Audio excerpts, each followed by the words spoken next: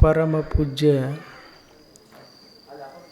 ಜ್ಞಾನಯೋಗಿ ಗುರುದೇವರನ್ನು ಅರುಣ್ ಮಂದಿರದಲ್ಲಿ ಸ್ಮರಣೆ ಮಾಡುತ್ತಾ ಈ ಸುಂದರ ಬೆಳಗಿನ ಜಾವದ ಆಧ್ಯಾತ್ಮಿಕ ಪ್ರವಚನ ಕಾರ್ಯಕ್ರಮದಲ್ಲಿ ಭಕ್ತಿ ಶ್ರದ್ಧೆಯಿಂದ ಆಗಮಿಸಿರುವಂತಹ ಎಲ್ಲ ಶರಣ ಬಂಧುಗಳಲ್ಲಿ, ಸಕಲ ಸದ್ಭಕ್ತರಲ್ಲಿ, ತಮ್ಮೆಲ್ಲರಲ್ಲಿ ಶರಣಾರ್ಥಿಗಳು.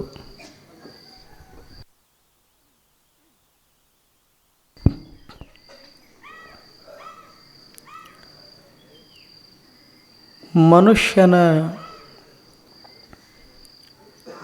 ಬದುಕು ಸರಳ, ಸುಂದರ, ಸುಮಧುರವಾದುದು. ಅಷ್ಟೇ ಪರಮ ಶ್ರೇಷ್ಠವಾಗಿರುವಂಥದ್ದು, ಪರಮ ಪಾವನವಾಗಿರುವಂಥದ್ದು. ಇಂತಹ ಮನುಷ್ಯ ಜನ್ಮಕ್ಕೆ ನಾವು ಬಂದೇವಿ ಅಂದ ಬಳಿಕ ಒಂದಿಷ್ಟು ಏನು ಮಾಡೋದು? ಸತ್ಯ ಶುದ್ಧ ಕಾಯಕವನ್ನು ಮಾಡೋದು. ಆ ಬಳಿಕ ಅದರಿಂದ ಬಂದ ಸಂಪತ್ತನ್ನು ಒಂದಿಷ್ಟು ಜಂಗಮ ದಾಸೋಹಕ್ಕೆ ಸಲ್ಲಿಸೋದು. ಆಸೆ ಆಮಿಷ ಎಲ್ಲ ಅವಗುಣಗಳನ್ನು ಒಂದಿಷ್ಟು ತೊರೆಯೋದು.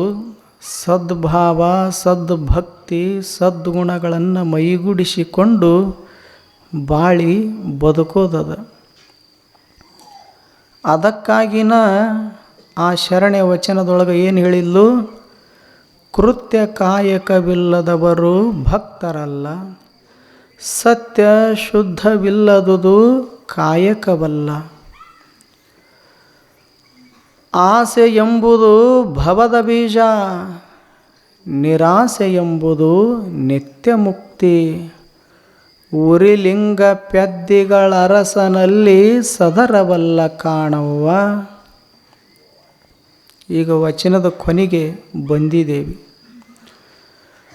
ಆಸೆ ಅನ್ನುವಂಥದ್ದು ಏನು ಮಾಡ್ತದ? ಮನುಷ್ಯನನ್ನು ಭವಬಂಧನಕ್ಕೆ ಒಳಪಡಿಸ್ತದ. ಹುಟ್ಟು ಸಾವು ಅನ್ನುವಂತಹ ಈ ಚಕ್ರ ಏನದಲ್ಲ, ಇದರೊಳಗೆ ಸಿಕ್ಕ ಹಾಕಿಸ್ತದೆ. ಇದರಿಂದ ನಿರ್ಬಂಧಿತ ಆಗೋದಿಲ್ಲ ಜೀವ, ಬಿಡುಗಡೆ ಹೊಂದುವುದಿಲ್ಲ, ಮುಕ್ತಿಯ ಮಧುವನ್ನು ಅನುಭವಿಸೋದಿಲ್ಲ. ಆದ್ದರಿಂದ ಅವರೇನಂತಾರ, ಏನೇನು ಕಣ್ಣಿಗೆ ಕಾಣಿಸ್ತದ ನೋಡು, ಸಂತೋಷಪಡು, ಸಂಭ್ರಮಪಡು, ಆದರೆ ಕಂಡದ್ದನ್ನೆಲ್ಲ ನನಗೆ ಇರಲಿ, ನನ್ನ ಮಡದಿಗಿರಲಿ, ಮಕ್ಕಳಿಗಿರಲಿ, ಮೊಮ್ಮಕ್ಕಳಿಗಿರಲಿ ಅನ್ನುವಂಥ ದುರಾಸೆಯ ಭಾವ ನಿನ್ನೊಳಗೆ ಇರಬಾರ್ದು. ಅದು ಉಸಿರು ಬಿಡುವಾಗ ಕೊನೆಗಳಿಗೆಯೊಳಗೆ ಇತ್ತು ಅಂದ್ರೆ ಮತ್ತು ಅದನ್ನು ತೀರಿಸುವುದಕ್ಕಾಗಿ ಮತ್ತು ಈ ಭೂಮಂಡಲಕ್ಕೆ ಬರ್ತಿದಿ, ಮತ್ತು ಬಂಧನಕ್ಕೆ ಒಳಗಾಗ್ತಿದಿ, ದುಃಖ ದುಮ್ಮಾನಗಳನ್ನು ಪಡಬೇಕಾಗ್ತದೆ, ಕಷ್ಟ ಕೋಟಲೆಗಳನ್ನು ಅನುಭವಿಸಬೇಕಾಗ್ತದೆ ಮನುಷ್ಯನೇ. ಆದ್ದರಿಂದ ನೀನು ಹಿಂಗೆ ಬದುಕಬೇಕಲ್ಲ, ನಿರಾಸೆವಾದಿಯಾಗಿ ಬದುಕಬೇಕೇ ಹೊರತು ಆಸೆವಾದಿಯಾಗಿ ಬದುಕಬಾರದು. ಅದಕ್ಕೆ ಇಲ್ಲೊಬ್ಬ ಇದ್ದ, ಸಿರಿವಂತಿದ್ದ. ಇವನಿಗೆ ಯಾವುದಕ್ಕೂ ಕೊರತೆ ಇರಲಿಲ್ಲ. ಬೆಳ್ಳಿ ಬಂಗಾರ, ವಸ್ತು ಒಡವೆ, ಅಧಿಕಾರ, ಅಂತಸ್ತು, ಸಿರಿ ಸಂಪತ್ತು ಎಲ್ಲ ತುಂಬಿತ್ತು. ಆದರೆ ಏನು ಮಾಡೋದದ? ಮನಸ್ಸಿಗೆ ಸಮಾಧಾನ ಇರಲಿಲ್ಲ, ಶಾಂತಿ ಇರಲಿಲ್ಲ.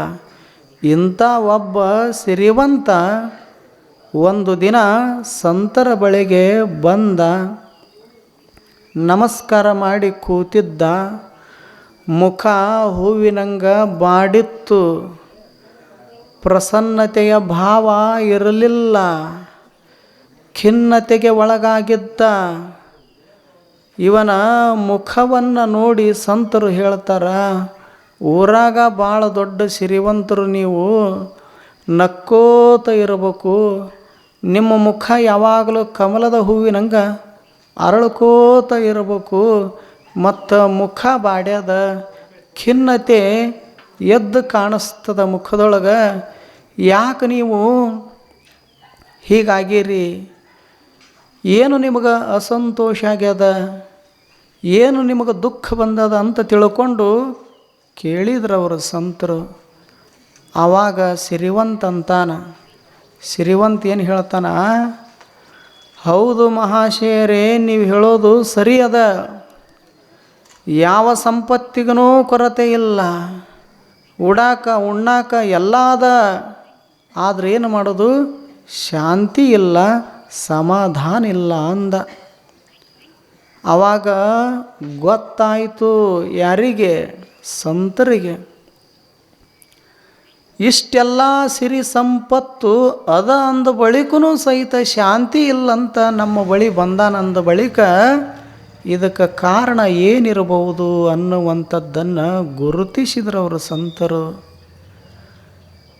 ಆವಾಗ ಅವರಂತಾರ, ಯಾಕೆ ಸಮಾಧಾನ ಶಾಂತಿ ಇಲ್ಲಂತೀಯಪ್ಪ, ಅದು ನಿನ್ನ ಒಳಗೆ ಅದ, ಆದ್ರೆ ನಿನಗೆ ಅನುಭವಿಸಾಕ ಬರವಲ್ದು, ಅದು ನಿನಗೆ ಕಾಣಲಾರ್ದಂಗೆ ಮ್ಯಾಲ ಒಂದಿಷ್ಟು ಅವಗುಣಗಳು ಏನು ಮಾಡ್ಯಾವು, ಮುಸುಕ್ಯಾವು, ಆ ಶಾಂತಿಯನ್ನು ಮುಚ್ಚಿ ಹಾಕ್ಯಾವು.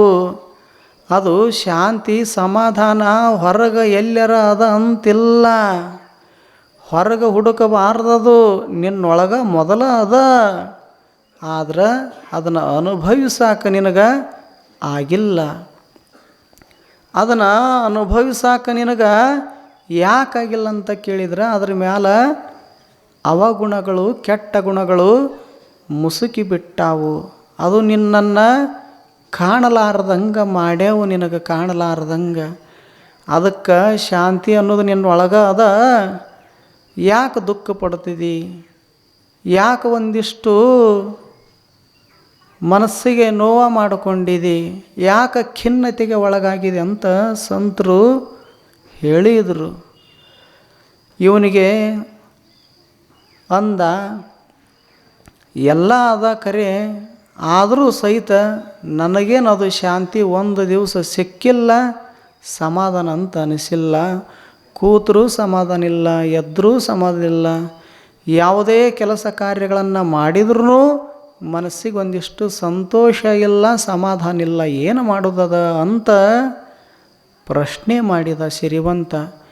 ಆವಾಗ ಸಂತರು ಹೇಳ್ತಾರೆ, ಇವನ ಬಳಿ ಇರತಕ್ಕಂಥ ಎಲ್ಲ ಅವಗುಣಗಳನ್ನು ಶೋಧ ಮಾಡಿ ಗುರುತಿಸಿ ಅವರಂತಾರ, ಇಲ್ಲೊಂದು ಬ್ಲ್ಯಾಕ್ ಬೋರ್ಡ್ ಅದ, ಕೈಯೊಳಗೊಂದು ಕಡುವು ಕೊಡ್ತೀನಿ, ಒಂದು 3 ಶಬ್ದ ಹೇಳ್ತೀನಿ, ಬರಿ ಅಂದರು.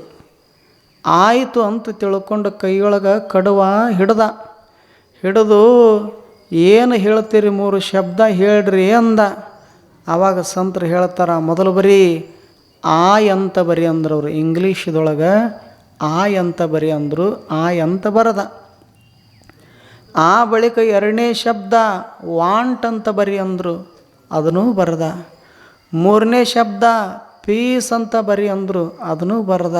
ಈಗ 3 ಶಬ್ದ ಆದವಲ್ಲ, ಒಂದು ಆಯ್ ಬರ್ದಾನ, ಒಂದು ವಾಂಟ್ ಬರ್ದಾನ, ಇನ್ನೊಂದು ಪೀಸ್ ಬರ್ದಾನ. ಇವು 3 ಶಬ್ದಗಳ ಅರ್ಥ ನಿನಗೆ ಗೊತ್ತದ ಏನೋ ಅಂತ ಕೇಳಿದ್ರು ಅವರು ಸಂತರು. ಸಿರಿವಂತ ಅಂದ, ನನಗೆ ಇಂಗ್ಲೀಷು ಬರೆಯಾಕೆ ಬರ್ತದ, ಅದರ ಅರ್ಥ ಗೊತ್ತಿಲ್ಲ ಅಂದ. ಆವಾಗ ಬಿಡಿಸಿ ಹೇಳ್ತಾರೆ ಅವರು ಸಂತರು, ಆಯ್ ಅಂದ್ರೆ ನಾನನ್ನೋದು ಅಹಂಕಾರ, ವಾಂಟ್ ಅಂದ್ರೆ ಬಯಕೆ, ಆಸೆ, ಇಚ್ಛೆ. ಮನುಷ್ಯ ಏನೇನು ನೋಡ್ತಾನ ತನ್ನ ಸುತ್ತಮುತ್ತ ಇರತಕ್ಕಂಥ ಸುಂದರ ಸುಂದರ ವಸ್ತುಗಳನ್ನು ಎಲ್ಲ ನನಗೆ ಇರಲಿ ಅನ್ನುವಂಥ ಆಸೆ ಭಾವ ಐತಲ್ಲ, ಇಚ್ಛಾ, ಅದಕ್ಕೆ ವಾಂಟ್ ಅಂತ ಕರೀತಾರ. ವಾಂಟ್ ಅಂದ್ರೆ ಆಸೆ, ಬಯಕೆ, ಆಯ್ ಅಂದ್ರೆ ನಾನನ್ನುವಂಥ ಅಹಂಕಾರ, ವಾಂಟ್ ಅಂದ್ರೆ ಎಲ್ಲ ನನಗೆ ಇರಲಿ ಅನ್ನುವಂತಹ ಬಯಕೆಯ ಭಾವ. ಈಗ ಪೀಸ್ ಅಂತಂದ್ರೆ ಶಾಂತಿ. ಆವಾಗ ಅವರು ಸಂತರು ಹೇಳ್ತಾರ, ಇವು ಮೂರರದು ಅರ್ಥ ತಿಳಿತೇನು ಅಂದರು. ತಾವು ಹೇಳಿದ್ರಲ್ಲ ಈಗ ತಿಳಿತಂದ. ಹಾಗಾದ್ರೆ ಮೊದಲ ಆಯ್ ಐತಲ್ಲ ಅದನ್ನು ಅಳಕಿಸಂದ್ರು, ಅಳಕಿಸಿದ. ಆ ಬಳಿಕ ವಾಂಟು ಅದನ್ನು ಅಳಕಿಸಂದ್ರು, ಅದನ್ನು ಅಳಕಿಸಿದ. ಆವಾಗ ಮೂರು ಶಬ್ದದೊಳಗೆ ಆಯಿ ಹೋದ ಬಳಿಕ ವಾಂಟ್ ಹೋದ ಬಳಿಕ ಬ್ಲ್ಯಾಕ್ ಬೋರ್ಡ್ ಮೇಲೆ ಏನು ಉಳಿತು ಅಂತ ಕೇಳಿದ್ರು ಅವರು. ಆವಾಗ ಸಿರಿವಂತ ಅಂತಾನ, ಬರೀ ಪೀಸ್ ಅಟ್ಟ ಉಳಿತು, ಶಾಂತಿ ಅಟ್ಟ ಉಳಿತು ಅಂದ. ಆವಾಗ ಸಂತರಂತಾರ, ನೋಡಪ್ಪ ಅವು ಮೂರು ಮೊದಲ ಬ್ಲ್ಯಾಕ್ ಬೋರ್ಡ್ ಮೇಲೆ ಇದ್ದವು. ಯಾವ್ಯಾವು? ನಾನನ್ನೋದೂ ಇತ್ತು, ಎಲ್ಲ ನನಗೆ ಇರಲಿ ಅನ್ನುವಂಥ ದುರಾಸೆ ಭಾವನೂ ಇತ್ತು, ಆ ಬಳಿಕ ಶಾಂತಿಯೂ ಅಲ್ಲೇ ಇತ್ತು. ಮೂರೂ ಒಂದು ಬ್ಲ್ಯಾಕ್ ಬೋರ್ಡ್ ಮೇಲೆ ಅದಾವು.